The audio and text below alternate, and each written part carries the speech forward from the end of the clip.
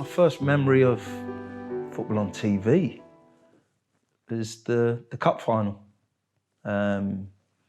West Ham, Fulham, 75. So I was 5, nearly 6. I remember watching that, but really the first one in colour, Southampton Man U, 1976. They're my sort of first memories of watching football. That was the big game. It wasn't as much live football. I mean, you can find a game every day now on TV, but then that was the game to watch, a live game. And, that kind of fueled my passion for the game, watching the cup final. I was never allowed to go and watch games, but I started playing then at junior school, and it went on from there.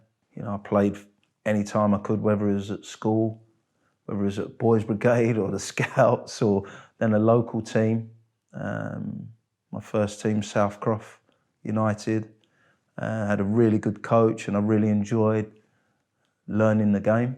But then as you go on, you go through your school teams and you play for your school, and then you start hearing players are playing for professional teams. Then you kind of maybe, it crosses your mind, I might be at that level. Then it's about opportunity. And I think every player or anyone in any sport or any field, if you come across a coach or a mentor, someone who actually believes in you, then I think you actually then take it to the next level, and you think, well, could I play at this level? And that happened for me more at high school. It's quite late in my career.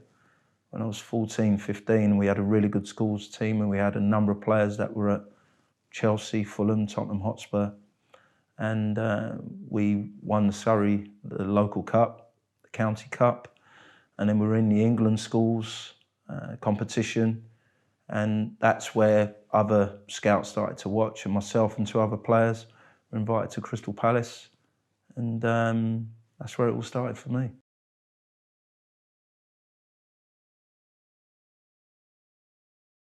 I was the local boy, only a few miles down the road from Selhurst and from the training ground.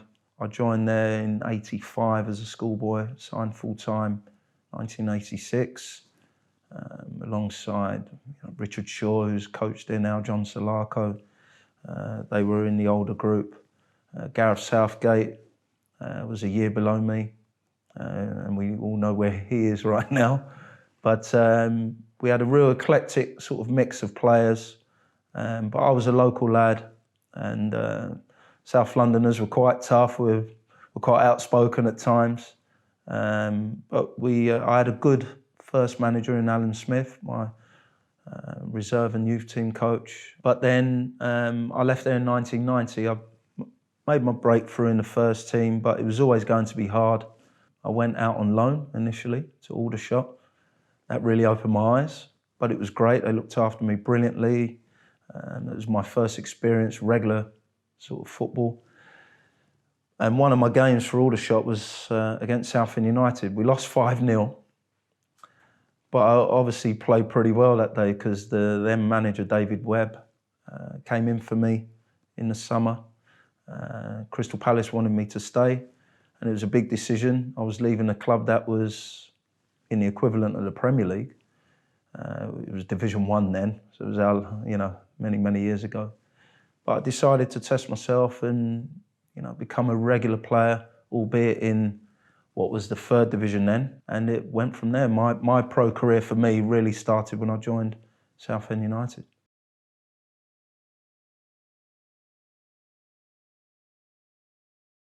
They got promoted from the 4th tier to the 3rd, and everyone felt it was going to be a real difficult year. We got promoted again. And so my first experience of full-time football as a left back, I was a left winger originally as well. So I got turned into a left back at Crystal Palace. I came here, David Webb, and we had a real camaraderie, a real good group, real exciting times for the club.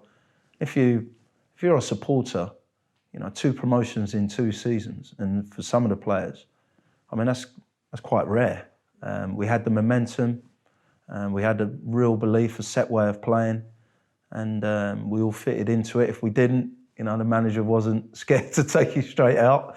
He was quite an intimidating character, David Webb, but good, hard, firm.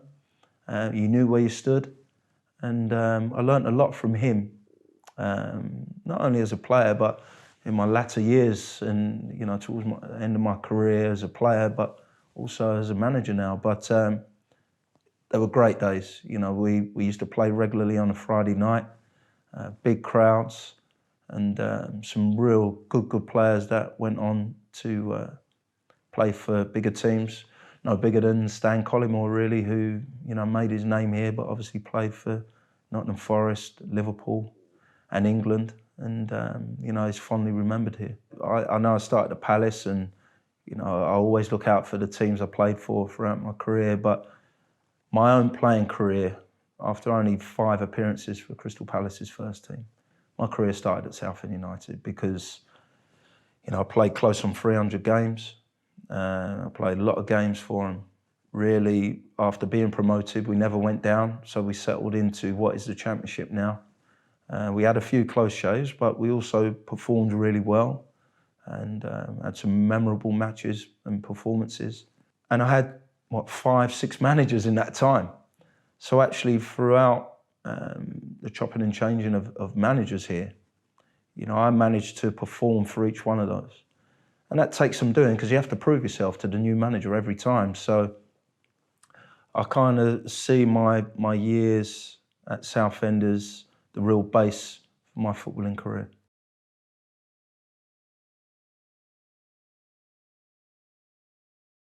Throughout the years, there was always talk of me moving on. Stan Collymore, as I said, moved on. A lot of players moved, and, you know, as a sort of young 25, 26-year-old, I'm thinking, will my chance ever come? I was very close to joining Manchester City, and that fell through, and I was really disappointed. But in hindsight, it was a good move because they got relegated from the top division to the second division. They got relegated again. But I ended up at Derby County, joining them in January of '96, halfway through the season, in the same league as Southend. My third game for Derby was here at Roots Hall, and that was quite strange for me because I was still used to sort of walking in the home dressing room when I came here. But it was a move I felt I needed to do.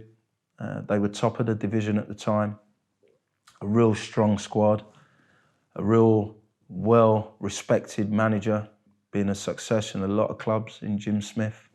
So I felt I needed to do it. And I went there, played a different role. I played as a wing-back, and not many teams played that system, so I had to get used to that. I had to get used to living away from the south. I was getting married that year as well. It was a lot to take on, but actually I wanted to do it. I wanted to test myself, and I felt I had a better chance of getting in the Premier League with Derby County. And we made it that year. We finished second, and was in the Premier League the next year, so it worked out brilliantly for me. And then it was about getting used to being a Premier League player.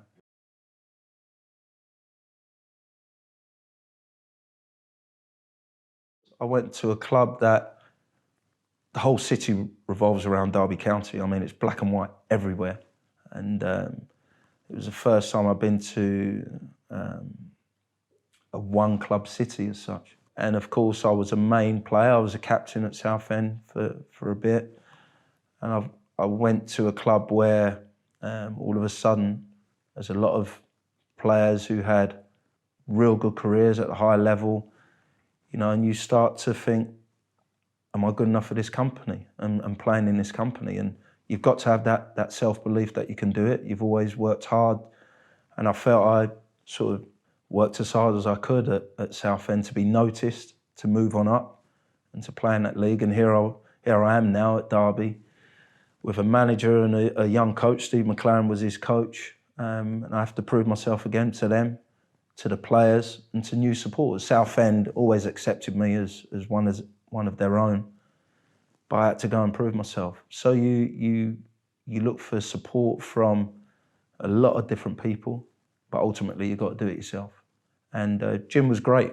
You know, very hard, very hard on you. I mean, he could break you, I've got to say, if you couldn't take how Jim worked, knew football, understood what he wanted from you, made sure you knew what he wanted, and then Steve would implement it and carry it out on the field. But Jim definitely would make you sink or swim. He really would.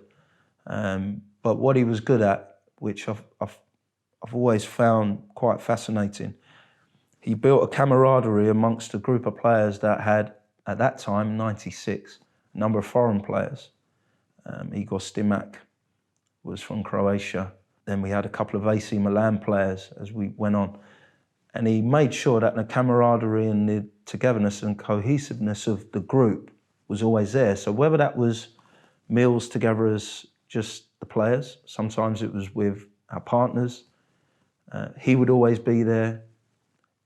He knew it was important, and he knew that we needed everyone to settle in, whether they were from London, like myself, or from abroad. He was very clever at that and made sure, even during the season, we would go away for a couple of nights to Blackpool, play golf, just play and train in a different environment. It was good, and we responded as a group because he knew we were all very different. We had some young players, some senior players from different climates, and not too sure about Derby. Paolo Wanchop we had, who was from Costa Rica, and he signed another Costa Rican just to make sure he wasn't lonely. But he was a good player himself, Maurizio Solis. But he was very clever in making sure that no one wasn't part of the group. And I think that's very, very important for a manager.